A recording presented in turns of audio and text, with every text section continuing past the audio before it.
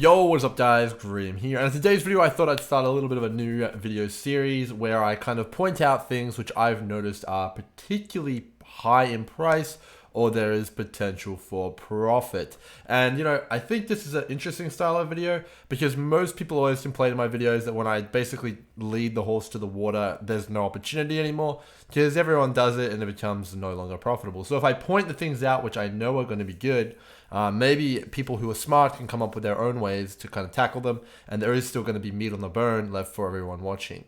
So without further ado, let's get into number one. So the first one here is Orbs of Alteration. So Orbs of Alteration are at an all-time high price. I don't think we've ever seen them this expensive. Even in Ritually, with the introduction of craftable Watchstones, they were not this high.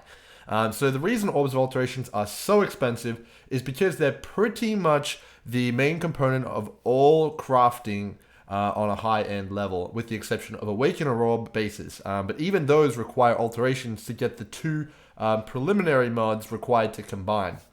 So alterations literally are basically the fuel that fuels the end game crafting machine, and people are using tens of thousands of these in single sessions, with the big people making lots of items doing that. So it's absolutely crazy. The demand is there, and with the recent crackdown on bots with grinding gear, there is definitely not enough supply of these items. So yeah, you could just think about like all that stuff like that. And the reason you can't just use Chaos Orbs, Alchemy Orbs, and Scours and stuff like that is because of the Kraket Chimeral imprint system, which essentially allows you to infinitely kind of attempt to get modifiers on an item. But that's another video. Anyway, so Orbs of Alteration are at all-time highs. If you actually look at these prices here, the only person who has more than, I think I put 250 in, right now is this individual here at a reasonable price. This guy's saying 38 for 10, but I have a sneaky suspicion this guy is not going to sell you any Orbs of Alteration, and you will not be able to buy from him because it's just too outlandish of a price. Everyone else is sitting at about 2.75, and that is going to basically be your yardstick, I would say, for how much alterations are. So basically, every 3 alterations is a Chaos Orb, which is absolutely ridiculous because it's one of the most common currencies in the game. So if you actually think about that, farming alterations is suddenly a very, very viable option because, you generally get, 1, 2, maybe even 3 alterations per map. That doesn't sound like a lot, but when you actually start to look at other kind of methods, it actually does add up fairly quickly. Anyway, let's get into how you may go about acquiring Orbs of Alterations, because we know there's a lot of them, there's a big demand for them. How can you get them? Well, let's get into it. So Orbs of Alterations, if you go to the wiki, there is basically a ton of different ways to do it. You can pick up rare and magic items and vendor them. That's fine. You could do that. And it would net you some Orbs of Alterations, but that's not going to be the most effective way to get them, and I wouldn't recommend anyone do that as it's going to be fairly tedious, and I don't think it's going to be very profitable. Now, on to duel number 2, Divination Cards. There is 2 new Divination Cards, well, they were added just recently, which award Orbs of Alterations. So Acclimatization is one of them. This awards 10 Orbs of Alteration. So, if you could get your hands on a strategy that could farm Acclimatization cards, you would be in pretty damn good shape. Because, every set that you turn in, let's say that you turn in 20, so you get 20 Orbs of Alterations, and they're worth 2.7 each, that's 7.4 chaos per turn in. And I can tell you, I know where this drops. It drops in the Dunes map, and I would have I'd wager that it probably drops in any desert-based map, judging by the kind of theme of the card, the art of the card, and it kind of just makes sense that it would drop in any desert-based map, but it 100% drops in Dunes. And this Divination card is actually incredibly common. In semi-juiced maps, no Delirium, nothing like that, just 1 Legion and a Metamorph, I was getting one of these on average per map. And that was a massive amount of extra currency because, on average, each of these cards is worth 1 chaos. Now, the thing that makes this particularly appealing is the fact that you can go magic find, and you could maybe target a desert or a dunes or something like that, or a desert oasis, and you can magic find that, and maybe if you stack enough things together, you got the ultimatum there, you could magic find Orbs of Alterations, and that could be a pretty interesting strategy to try out. Am I sure that it's going to be insane? Absolutely not, but it could definitely be an avenue to go down. Very, very cool indeed. Next up, the other divination card we have here is Society's Remorse. This one is pretty interesting. Essentially, this one comes from clicking on Soulfight nodes. So if you're doing Delve, you'll probably notice quite a lot of these. It's definitely not rare. If I had to guess, and kind of go for anecdotal, it's about 1 in 5 sulfite nodes drops this divination card. And again, it's going to be worth about 3 or 4 chaos, depending on how many alterations you end up with, etc. Which is pretty good actually, and I do expect alteration prices to further increase in the future as there's more and more demand for high-end items, and there's no supply available seemingly anywhere to be seen. So yeah. Maybe doing Nico or some sort of delve kind of strategy can also net you a good amount of alterations, and that could also be a kind of pretty interesting strategy. Next up, we have Watchstones. So there is actually, in fact, Watchstones which drop alterations as a full stack. So that's actually pretty interesting.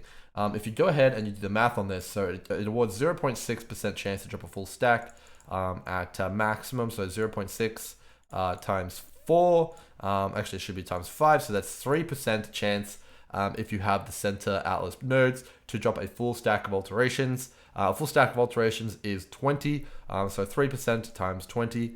That is 60% more alterations in your maps. Is that good? It's not bad. I don't know how many alterations you drop over 100 maps. I'd have to do the math. This does not apply to artificial drops of alterations. So for example, if you opened a strongbox with an alteration in it, it wouldn't double it. It just drops off of monsters. Now, if you are magic finding, again, this multiplies that chance. So you can actually get quite a lot more alterations that way, and it actually doesn't really hinder your clear speed or anything mapping potential at all, because you can in fact just pick up the stack of 20. It's not going to be like breach splinters, and this could actually be a fairly effective means of farming currency, or just supplementing your currency farming strategy, which is pretty cool. All right, next on the list, Heist. Heist is fairly accessible due to Heist being on the map device here. There's tons of contracts floating around. There's bulk contracts, there's bulk blueprints, there's everything.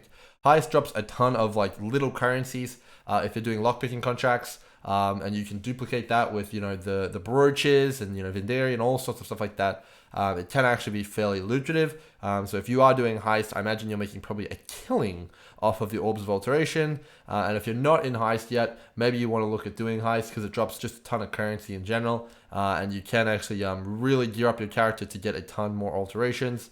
And you can probably sell those for quite a lot of money as well. All right, moving on to the last door here as my recommendations. Of course, there'll be plenty of other ways to farm alterations, but these are just a few.